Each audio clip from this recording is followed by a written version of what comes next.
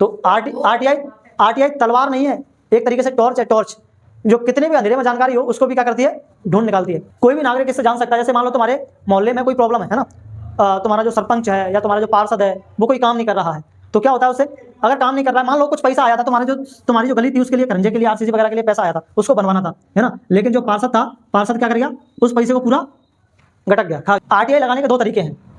RTI कैसे लगाएं, ये आप लोगों से एग्जाम में नहीं पूछेगा आरटीआई कैसे लगाएं, लेकिन ये आप लोगों के लिए जरूरी है, आप लोगों को पता होना चाहिए कि कैसे लगाएं, ठीक है। इससे क्या फायदा है लगाने से, तो कुछ लोगों ने मुझे कहा, जब मैंने आरटीआई लगाने को कुछ लोगों से बोला कि भाई आरटीआई लगाओ, ज़्यादा से ज़्यादा आरटीआई लगाओ, है ना, तो लोगों ने कहा कि कुछ नहीं होता आरटीआई लगाने से, कोई फायदा नहीं है आरटीआई लगाने का, है ना। फायदा है अगर कोई काम चल रहा है, और सबसे बड़ी बात, आम आदमी ताकतवर बनता है इससे, है ना, आम आदमी की पावर है ये, नहीं तो हमसे कोई बात तक नहीं करता। तो किसी से सिफारिश नहीं करनी है किसी चीज़ की, कानून है हमारे पास, कानून से सारे काम करवाओ, है ना, सिफारिश करने की क्या जरूरत है, सिफारिश नहीं, ये एक्ट काम करेगा।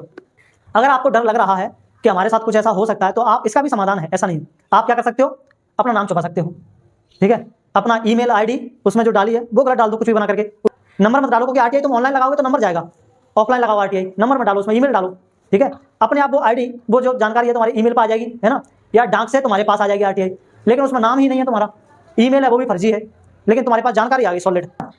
अब वो ये नहीं पता कर पाएगा कि आखिर लगाई किसने, अब उस जानकारी को लीक कर दो बना के फर्जी आईडी, और डाल दो आरटीआई की पूरी जानकारी के, देखो भैया ये चल रहा है यहाँ पे, कौन किसको पकड़ रहा है, किसी को नहीं, किसने लगाई क्या पता, है ना, फेक आईडी, फेक। अंतिम टॉपिक है सूचना का अधिकार। ये टॉपिक तुम्हारे लिए बहुत काम का है। सूचना का अधिकार अधिनियम केवल एग्जाम के लिए काम का नहीं है, ये तुम्हें बहुत पावर देता है, यानी कि तुम्हें शक्तिशाली बनाता है। ये मैंने इसी एक्ट का सहारा लेकर के जो भी जानकारी निकाली थी इस ओवरब्रिज की, और मतलब हाईवे वाला ओवरब्रिज और ये वाला ओवरब्रिज किसके थ्रू निकाली थी, इसके थ्रू, नहीं तो मेरी क्या औकात थी कि मुझे कोई जानकारी देता, है ना, लेकिन मुझे जानकारी मिली किसकी वजह से, इस अधिकार की वजह से। नहीं तो आप लोग नेताओं के पास जाना, कभी बातचीत तक नहीं करेगा कोई, जानकारी तो दूर की बात। आप लोग किसी गवर्नमेंट सर्वेंट का कोई भी कर्मचारी हो, सरकारी आदमी, आप उसके पास दफ्तर में चले जाओ, आप देखो फिर उसका बिहेवियर कैसे बिहेव करता है वो आदमी, अपने आप को पता नहीं क्या समझता है, जानकारी देने की तो दूर की बात है, और जानकारी देगा तो कैसी गलत शरत, है ना, जा भटकता रहे, ऐसे होते हैं ये लोग। लेकिन ये जो एक्ट है तुम्हारा, ये एक्ट इतना पावरफुल है कि तुम जिससे जानकारी मांगोगे, जिस संस्था से जानकारी मांगोगे, जिस विभाग से जानकारी मांगोगे, उस विभाग को जानकारी देनी ही पड़ेगी, है ना।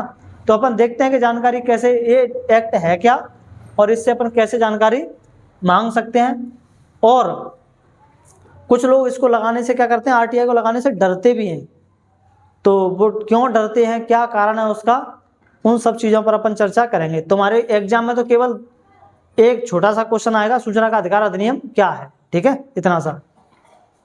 यानी कि ये जो अधिनियम है वो नागरिकों को क्या देता है, सरकार से सूचना मांगने का अधिकार देता है। इससे क्या होता है, इससे सरकारी कार्यों में पारदर्शिता होती है। जैसे कोई सरकारी काम हुआ, अब उनको पता है हमसे कोई भी जानकारी मांग सकता है ना। इससे क्या होता है, इससे वो पहले से ही उस काम को ठीक से करके चलते हैं, नहीं तो पता चले कि बाद में किसी ने जानकारी मांग ली और हमारी तो क्या होगी, सारी की सारी जानकारी ही, मतलब सारा का सारा टाइम हिस्से हो गई, सारे के सारे काम ही खराब हो गए, सारे के सारे शहर में और देश में, है ना, थू हो रही है कि हमने ये काम करा था, कागजों में तो काम है लेकिन एक्चुअल में कोई काम हुआ ही नहीं है, और ये जानकारी निकाल ली। जैसे लोग इस बार के बारे में चल रहे थे, ब्रिज के बारे में, कि ओवरब्रिज बनेगा। मैंने एक आरटीआई लगाई, एक आरटीआई से पता कर लिया कोई ओवरब्रिज नहीं बनना, है ना। अब क्या हो रहा है, सबको जानकारी भी मिल गई और गवर्नमेंट की असलियत भी पता चल गई, है ना। अब आगे की प्रोसेस अपन उससे कर सकते हैं। इस नियम की मुख्य बातें क्या है, कोई भी नागरिक सूचना मांग सकता है, उसको 30 दिन के अंदर में क्या होती है, सूचना दी जाती है ना। गवर्नमेंट की जहाँ से भी आप लोगों ने सूचना ली होगी वो 30 दिन में उनको क्या करनी पड़ेगी, सूचना देनी पड़ेगी। अभी मैंने आरटीआई जो मैंने लगाई थी इस वाले ब्रिज के लिए, जो अपना फाटक वाला ब्रिज है, मैंने पहले वो आरटीआई लगाई कहाँ पर, ग्वालियर कंस्ट्रक्शन डिवीजन है, उसमें मैंने आरटीआई लगाई। तो उन्होंने कहा कि भाई हमारे पास जानकारी नहीं है, तो मैं आरटीआई लगानी पड़ेगी झांसी मंडल को। तो मैंने आरटीआई लगा दी झांसी मंडल को। फिर झांसी मंडल से जवाब आया मतलब कि हमारे पास भी इस चीज़ की जानकारी नहीं है। तो मैं परेशान हो गया, मैंने आरटीआई इसको लगाई, फिर मैंने झांसी को आरटीआई लगाई, झांसी मंडल को। तो मैंने कहा ऐसे तो आरटीआई लगा लगा के मैं पागल हो जाऊंगा, वो भी कह देंगे हमारे पास जानकारी नहीं है, फिर से मुझे नई आरटीआई लगानी पड़ेगी। तो आरटीआई का एक सेक्शन होता है ना 6(1), आरटीआई का सेक्शन 6(1) इसका है ना। तो इसमें क्या होता है, इसमें ये होता है कि जैसे मैंने तुमसे जानकारी मांगी कि भाई मुझे ये बारी फलानी जानकारी दीजिए, और तुम्हारे पास वो जानकारी नहीं है, तो तुम क्या लिख के दे दोगे मेरे को जवाब में कि हमारे पास ये जानकारी नहीं है ना। आपको ये आरटीआई और कहीं मतलब वो जिस विभाग में कहेगा हमें वो आरटीआई वहाँ लगानी पड़ेगी।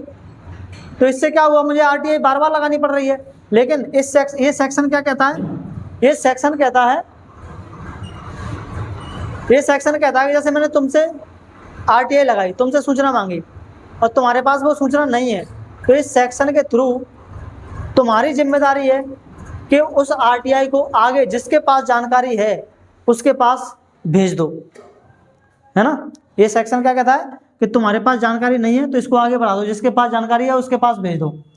इससे हमें आरटीआई वापस से नहीं लगानी पड़ेगी। कोई भी नागरिक इससे जान सकता है, जैसे मान लो तुम्हारे मोहल्ले में कोई प्रॉब्लम है ना, तुम्हारा जो सरपंच है या तुम्हारा जो पार्षद है वो कोई काम नहीं कर रहा है, तो क्या होता है उससे, अगर काम नहीं कर रहा है, मान लो कुछ पैसा आया था तुम्हारी जो गली थी उसके लिए, खरंजे के लिए, आरसीसी वगैरह के लिए पैसा आया था, उसको बनवाना था, है ना। लेकिन जो पार्षद था, पार्षद क्या कर गया, उस पैसे को पूरा गटक गया, खा गया, है ना, और कागजों में लिख दिया कि सारा का सारा आरसीसी खरंजा क्या हो गया है, बन गया है। अब तुम लोग परेशान है सारे मोहल्ले वासी कि यार हम तो इस मोहल्ले से परेशान हैं और इस रोड से परेशान है, रोड नहीं बन रही है, बन ही नहीं रही है, या बनी थी, क्या प्रॉब्लम है। अगर आपको उसकी जानकारी चाहिए तो आप क्या लगाओ, आरटीआई लगाओ। आरटीआई लगाओगे तो आरटीआई में पता चल जाएगा, और वो आरटीआई से जवाब आएगा कि भाई तुम्हारे यहाँ पर तो रोड बनी हुई है ना, जबकि तुम्हारे यहाँ पर कोई रोड नहीं है। लेकिन वो उन्होंने सूचना क्या दी, उनके विभाग में जो सूचना थी दे दी, क्योंकि उसमें कागजों में बनी हुई थी रोड, और वहाँ पर नहीं है। फिर तुम क्या कर सकते हो, क्वेश्चन उठा सकते हो कि भाई यहाँ कोई रोड वोड नहीं है, ये तो खा गया पूरा पैसा। अपने आप पार्षद की क्या होगी, खिल्ली उड़ेगी। पर इनमें प्रॉब्लम ये होती है कि अपन अगर लोकल के लोग हैं, है ना, अपना लोकल का ही कोई पार्षद है और हमने आरटीआई डाली, और आरटीआई से अब उसकी बदनामी होने वाली है शहर में, क्योंकि तुमने, है ना, ये आरटीआई लगाई तो सूचना मिलेगी। अब तुम सबसे कहोगे तो उसकी बदनामी होगी। अब बदनामी होगी तो इसमें क्या होता है, सामने वाला फिर कोशिश करता है, जिसने आरटीआई लगाई है उस पर प्रेशर बनाता है कि भाई अब अपनी आरटीआई वापस ले लो और कह दो कि यहाँ पर रोड बनी हुई है, जबकि कोई रोड नहीं बनी हुई है। और सोच लो तुमने आरटीआई अगर वापस नहीं ली, समझ लेना तोड़ ताड़ देंगे, है ना। ऐसी धमकियां आती हैं, ऐसे कॉल आते हैं, मारने पीटने की धमकियां आती हैं, इसलिए लोग इसको लगाने से डरते हैं कि कहीं हमारे साथ में कुछ ऐसा ना हो जाए। तो फिर सर आपने कैसे आरटीआई लगा दिया, आपने तो ले लिया पंगा गवर्नमेंट से। तो मैंने गवर्नमेंट से पंगा लिया है ना। अभी मैं बताऊंगा ऐसे लोगों का क्या इलाज कर सकते हैं अपन। ऐसे डरेंगे तो फिर तो काम हो गया, है ना। क्या हुआ, समझ में आया आरटीआई क्यों लगाई जाती है। सरकारी दफ्तर से कोई भी सूचना लेने के लिए आप आरटीआई लगा सकते हैं, ठीक है।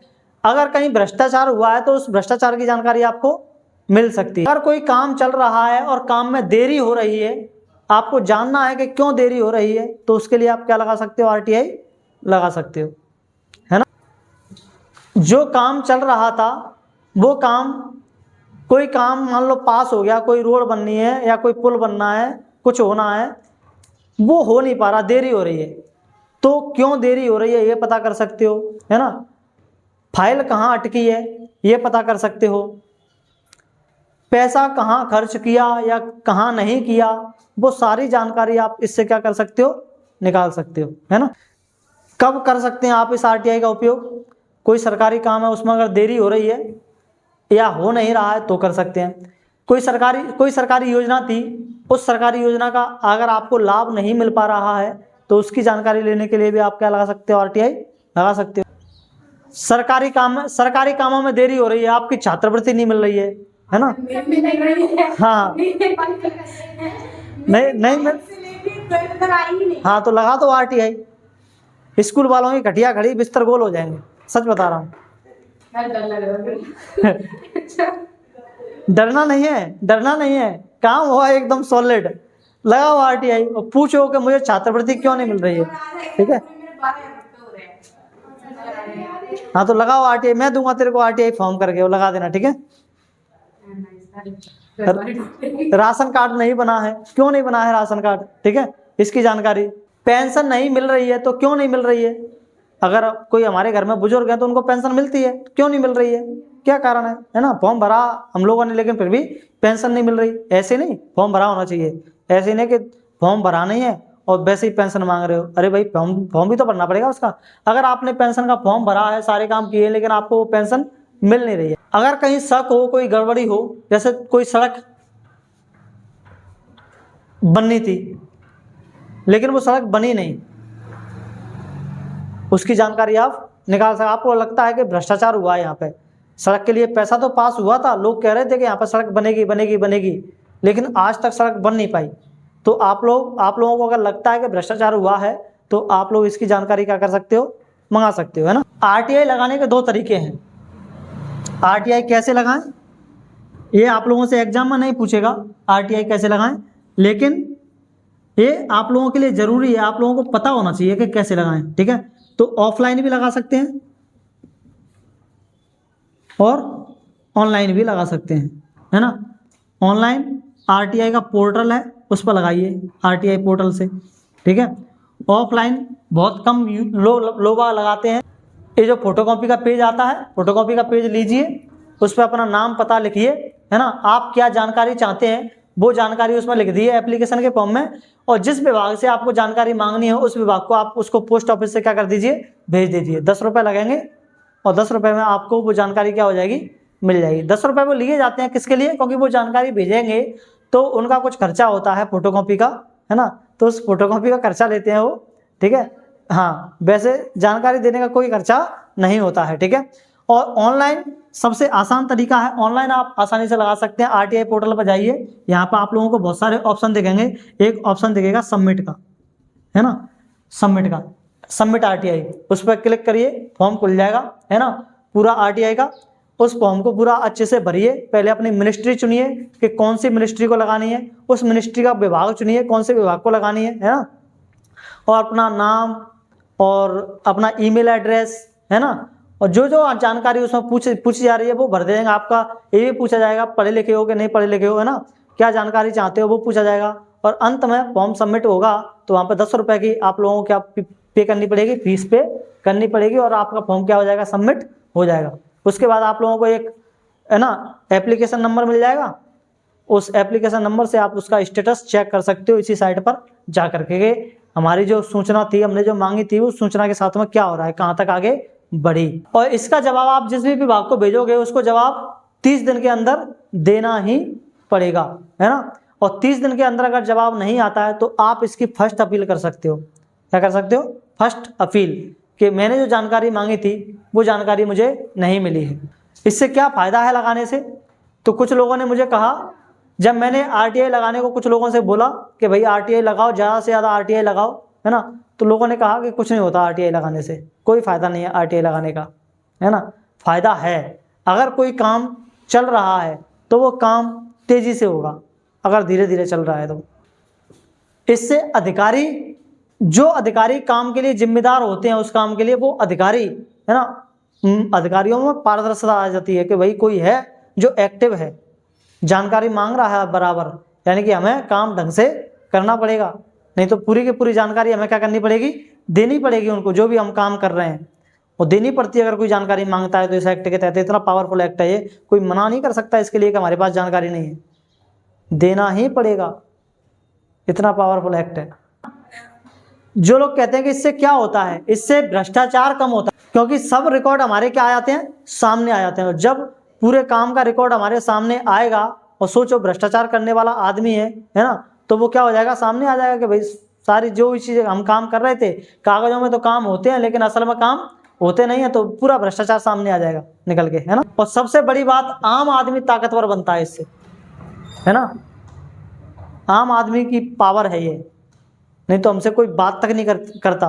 तो किसी से सिफारिश नहीं करनी है किसी चीज़ की, कानून है हमारे पास, कानून से सारे काम करवाओ, है ना। सिफारिश करने की क्या जरूरत है, सिफारिश नहीं, ये एक्ट काम करेगा। लोग करते हैं सिफारिश, अरे भाई ये काम करवा दो, वो काम करवा दो, इसका क्या हो रहा है, उसका क्या हो रहा है। अरे भाई तुम लगाओ ना आरटीआई, किसी से कुछ पूछने की जरूरत नहीं है, सब जवाब ये देगा, तुम्हारी सारी सिफारिश ये एक्ट करेगा। आरटीआई को लेकर के लोगों को डर क्या है, तो डर वही है ना, जैसे मैंने आप लोगों को भी बताया। आप लोगों ने, आपको पता है कि यहाँ पे बहुत बार करंजे की बात हो चुकी है, आरसीसी की बात हो चुकी है ना, लेकिन वो आरसीसी जो है हो नहीं पा रही है ना। अब आप लोगों को लग रहा है कि कुछ तो झोल हुआ है इसमें, और आपको चाहिए जानकारी कि हुआ क्या है, बना क्यों नहीं आखिर ये, और आपने लगा दी क्या, आरटीआई। अब क्या होगा, अब आरटीआई में इस आरसीसी के बारे में, इस रोड के बारे में सारी जानकारी आएगी कि भाई इसके लिए टेंडर पास हुआ था, पैसा भी दिया गया है, और अगर काम नहीं हुआ है तो उसमें लिख के आ जाएगा नहीं हुआ है, और अगर काम हो गया है तो उसमें लिख के आ जाएगा हो गया है, और कब हुआ है ये भी लिख के आएगा, कितना पैसा लगा है ये भी लिख के आएगा, किसने करवाया है ये भी लिख के आएगा, सब कुछ आएगा उसमें, किसके पास टेंडर था, कौन पार्षद था, क्या था, सब काम आएगा उसमें लिख करके। लेकिन अगर सोचो वहाँ पर सारी चीज़ें आ रही हैं लिख करके, उसने कहा कि काम तो अभी अभी 2 महीने पहले ही खत्म हुआ है, तैयार हुआ है बन के, और आप देख रहे हैं कि 5 साल से कुछ नहीं हुआ है, इसका मतलब क्या हुआ है, भ्रष्टाचार हुआ है। अब क्या होगा, अब आपके पास जो व्यक्ति इस काम के लिए जिम्मेदार था उसका फोन आएगा सबसे पहले, है ना। वो कहेगा क्यों भाई ज़्यादा पड़ी है तुझे, है ये बता। अगर वो बहुत बड़ा रईस है, गुंडा आदमी है ना, तो वो क्या कहेगा, क्यों भाई ज़्यादा पड़ जाएगा तुझे, बता ज़्यादा उचक रहा है, अभी आऊँगा तोड़ने, घर से निकलेगा कि नहीं निकलेगा ये बता, कल आएगा ना, निकलेगा ना घर से, या निकलेगी ना घर से, उठवा दूंगा कल। अच्छा मुझे चलाया तू, है ना, सिखाने के लिए और ये करने के लिए, वो करने के लिए, फलाना ढिमकाना। तो ऐसी धमकियों से लोग क्या हो जाते हैं, डर जाते हैं। इसका समाधान क्या है, अगर आपको डर लग रहा है कि हमारे साथ कुछ ऐसा हो सकता है, तो आप, इसका भी समाधान है, ऐसा नहीं है। आप क्या कर सकते हो, अपना नाम छुपा सकते हो, ठीक है, अपना ईमेल आईडी उसमें जो डाली है वो गलत डाल दो, कुछ भी बना करके, उल्टी सीधी ईमेल आईडी, है ना। नंबर मत डालो उसमें, नंबर मत डालो, क्योंकि आरटीआई तुम ऑनलाइन लगाओगे तो नंबर जाएगा, ऑफलाइन लगाओ आरटीआई, नंबर मत डालो उसमें, ईमेल डालो, ठीक है। अपने आप वो आईडी, वो जो जानकारी है तुम्हारे ईमेल पर आ जाएगी, है ना, या डाक से तुम्हारे पास आ जाएगी आरटीआई, लेकिन उसमें नाम ही नहीं है तुम्हारा, ईमेल है वो भी फर्जी है, लेकिन तुम्हारे पास जानकारी आ गई सॉलिड, है ना। अब वो ये नहीं पता कर पाया कि आखिर लगाई किसने, अब उस जानकारी को लीक कर दो बना के फर्जी आईडी। ये जो इंस्टाग्राम आईडी होती है ना, बना करके फर्जी आईडी, इंस्टाग्राम फेसबुक आईडी, और डाल दो आरटीआई की पूरी जानकारी के, देखो भैया ये चल रहा है यहाँ पे, कौन किसको पकड़ रहा है, किसी को नहीं, किसने लगाई क्या पता, है ना। Fake ID, fake email ID, लेकिन जानकारी फेक नहीं है, जानकारी फेक नहीं है। जानकारी किससे मिली है, जानकारी मिली है गवर्नमेंट विभाग से, है ना, उस पर सील लगी हुई है गवर्नमेंट की, सरकार की मोहर लगी हुई है कि जानकारी एकदम सही है। अब कर ले बेटा, क्या करेगा तू, और डर है तो आप एक काम करो, मोहल्ले वासियों को सबको इकट्ठा करो, है ना, अपने साथ में करो, और सबको साथ में लेकर के आरटीआई लगवाओ इकट्ठे होकर के, सामूहिक रूप से, कि इस गांव के सारे लोग इकट्ठे होकर के एक आरटीआई लगा रहे हैं। अब गांव के सारे लोगों को मारेगा क्या आके, नहीं मार सकता, है ना, नहीं धमका सकता, नहीं फोर्स कर सकता कुछ भी। तो ऐसे सामूहिक रूप से इकट्ठा होकर के भी क्या कर सकते हैं, आरटीआई लगा सकते हैं। और सवाल उसमें सही तरीके से पूछ लें, किसी पर व्यक्तिगत रूप से आरोप ना लगाएं कि नहीं इसने किया है ऐसा काम, उसने किया है वैसा काम। तुम तो सही तरीके से सवाल पूछ करके जानकारी ले लो बस, ठीक है। अब उस काम के लिए जो भी जिम्मेदार हो XYZ, तुम्हें उससे कोई लेना देना नहीं है, आरोप किसी पर नहीं लगा। तो आरटीआई तलवार नहीं है, एक तरीके से टॉर्च है, टॉर्च जो कितने भी अंधेरे में जानकारी हो उसको भी क्या करती है, ढूंढ निकालती है। मैंने जो आरटीआई लगाई थी वो आरटीआई 8 जगह ट्रांसफर हो चुकी है, 8 जगह, है ना। अब 8 जगह सीपीआईओ को, अलग अलग सीपीआईओ को भेजी गई है, लेकिन अभी जानकारी आ नहीं पाई है, सही जानकारी। और देखो कब तक आती है, जल्दी जानकारी मिलेगी उसकी। तो ये था आप लोगों का पूरा आरटीआई एक्ट। अब तुम्हें कभी आरटीआई लगाना हो, है ना, नहीं समझ में आ रहा हो कैसे लगानी है, क्या लिखना है, तो मुझे बता देना, ठीक है। 7 तारीख को वो है तुम्हारी लास्ट क्लास, ठीक है। हाँ, उसमें तुम्हें क्या नाम है, तुम्हारी फेयरवेल पार्टी है, ठीक है। हाँ, फिर बढ़िया आराम से पार्टी करेंगे अपन 7 तारीख को। हाँ, उसी दिन बच्चे आएंगे सारे 12th क्लास के, 10th क्लास के, तो बता देंगे आप लोगों को, ठीक है। यार तुम तो जुड़े रहना मेरे इंस्टाग्राम अकाउंट पे, देखते रहना, मैं वीडियो बना बना के डालता ही रहूँगा, ठीक है।